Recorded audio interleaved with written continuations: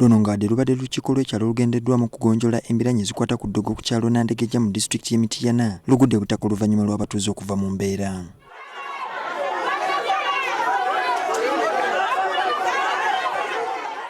Kino kiddiridde abatuuze ku kyalo kino okusalawo okugoba mutuuze munnaabwe Margaret Nakyembugwe gwe balumiriza nti yaleeta ebyawongo ku kyalo kino ng'anoonya obugagga. Nagalyoka gamugamba weerabidde olunaku lwe mwatuleeta mwagenda mu tawuni ne mutuleeta ate mu kututwala otusuula ku lusozi muweerabidde nti mwasanga obwana obulenzi busatu. Bw'aba agambye nti amayembe we gali abasawo abalala we muli mutukakase nti amayembe tegaliiwo bwe gaba we gali mukwate amayembe. Abatuuze balumiriza Nakyembugwe nti yalemererwa okutuukiriza byasuubiza ebyawongo era nga kati byamwewagulawo kwe kulabya abantu ku kyalo kino ennaku etagambika.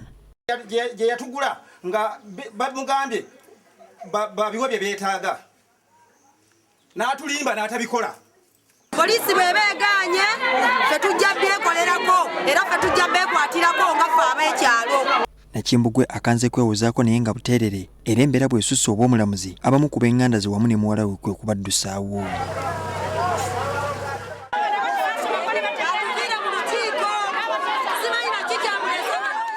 So ng'ate ye omusawo w'ekinnansi gw'abadde alese okuggyawo ebyawongo bino naye bamututte talaba mabega wadde nga poliisi egezezaako okubawooyawooya.